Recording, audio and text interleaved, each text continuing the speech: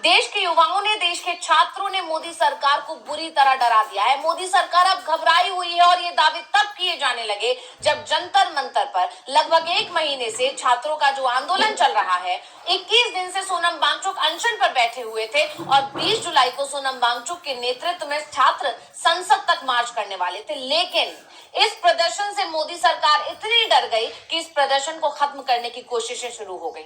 लेकिन सरकार ने इस आंदोलन को खत्म करने की जो कोशिश की और उसके लिए ऐसा रास्ता अपना दिया, यानी कहा जा सकता है कि घबराई हुई मोदी सरकार ने एक ऐसी गलती कर दी जो अब सीधा पीएम मोदी के लिए मुसीबत बन गई है और अब पीएम मोदी मुश्किल में घिर गए हैं। कल तक जहां छात्रों की जुबान पर धर्मेंद्र प्रधान के इस्तीफे की मांग थी, वहां अब पीएम मोदी का नाम आ गया है।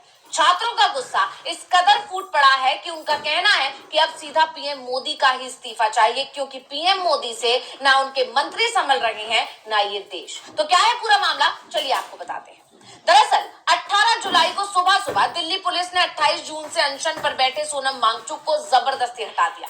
अब क्योंकि दिल्ली पुलिस केंद्र के अधीन आती है, ऐसे में जाहिर है कि दिल्ली पुलिस ने ये एक्शन मोदी सरकार के कहने पर ही किया होगा, जिसके चलते अब पहले से ही सरकार से नाराज चल रहे युवा और ज्यादा नाराज हो गए। युवाओं का कहना है कि हमारी मांगों को सुनने की बजाय, उनको पूरा करने की बजाय, हमसे बात करने के बजाय ये सरकार हमारी आवाज दबाने की कोशिश कर रही है। इसलिए अब निशाने पर पीएम मोदी आ गए हैं। जंतर मंतर से हटाने के बाद कॉकरोच जनता पार्टी ने सोशल मीडिया साइट एक्स पर पोस्ट करते हुए पीएम मोदी के इस्तीफे की मांग कर डाली। सीजेपी ने सोशल मीडिया पर पोस्ट करते हुए लिखा, मोदी मस्ट रिजाइन। और देखते ही देखते ये मांग अब हर युवा के जुबान पर सुनाई दे रही है। बता दें कि हाईकोर्ट के इस निर्देश के कुछ दिनों बाद दिल्ली पुलिस ने जबरदस्ती जंतर मंतर धरना स्थल से सोनम वांगचुक को उठा लिया और कहा कि उन्हें इलाज के लिए अस्पताल में भर्ती करवाया गया है। अब उनको हटाए जाने के बाद कॉकरोच जनता पार्टी के फाउंडर अभिजीत दिपके अनशन पर बैठ गए। दिपके ने कहा कि वांगचुक को इस तरह से हटाना तानाशाही है, जिसका विरोध जरूरी है। उन्होंने सोशल मीडिया एक्स पर जारी एक वीडियो में कहा कि दिल्ली पुलिस ने सोनम वांगचुक को जंतर मंतर से उठा लिया है। सुनिए क्या बोले अभिजीत दिपके। दिल्ली पुलिस ने सोनम सर को जंतर मंतर से उठा लिया है। यहाँ पर बच्चों पर भी लाठीचार्ज किया है। मैं अभी अपने दोस्त के घर गया था फ्रेश होने, तो मुझे वहां पर भी पुलिस ने मारकर रोक रखा था, डिटेंशन में रख रखा था। वीडियो में अभिजीत दिपके को कहते हुए सुना जा सकता है कि पुलिस ने विद्यार्थियों पर भी लाठीचार्ज किया है और उन्होंने ये भी बताया कि वो अभी अभी अपने दोस्त के घर से आए हैं, उन्हें बंद कर दिया गया था और उनके साथ भी मारपीट की गई।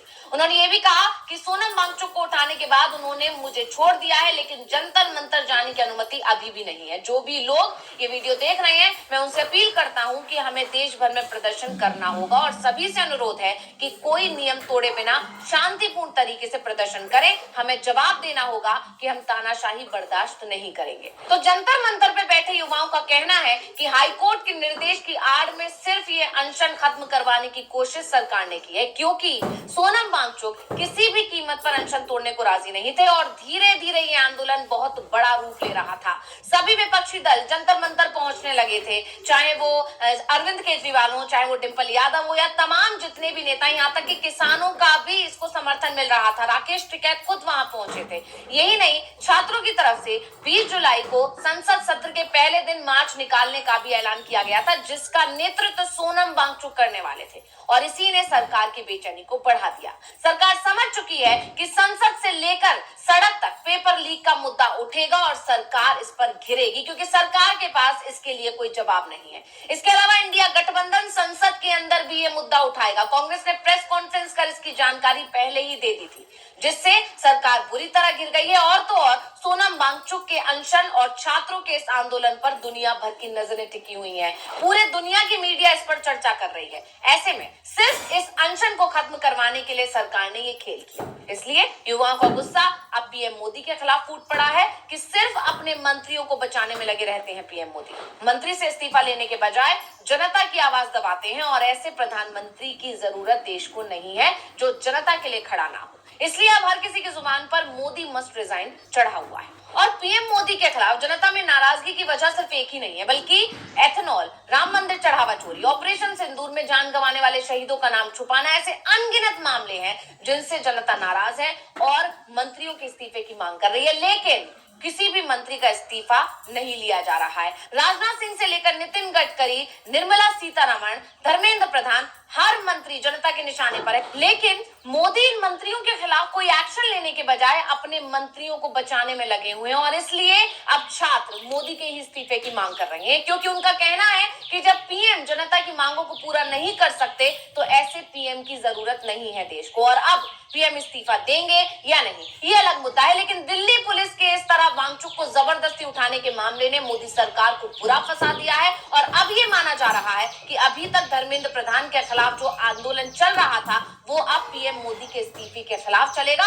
और तो और ये भी तय माना जा रहा है कि आंदोलन और भी बड़ा और तेज होगा, क्योंकि विपक्ष का समर्थन इसको मिल गया है। यहाँ तक कि राहुल गांधी की प्रतिक्रिया भी इस पूरे मामले पर आ चुकी है। अरविंद केजरीवाल ने दिल्ली चलो का नारा दे दिया है। वहीं अखिलेश यादव और डिंपल यादव ने इसे सीधे तौर पर भाजपा सरकार की, मोदी सरकार की तानाशाही करार दे दिया है। यानी इस पूरे आंदोलन को अब विपक्ष का साथ मिल गया है और छात्रों की आवाज और ज्यादा बुलंद हो गई है। और ये आंदोलन अब और ज्यादा बड़ा होगा, क्योंकि छात्र ये भी समझ चुके हैं कि उनके आंदोलन ने सरकार को डरा दिया है। तो स्पेशल रिपोर्ट आपको कैसी लगी हमें कमेंट करके अपनी राय जरूर दीजिएगा। इसी के साथ मुझे दीजिए इजाजत। देखते रहिए DV लाइव। नमस्कार।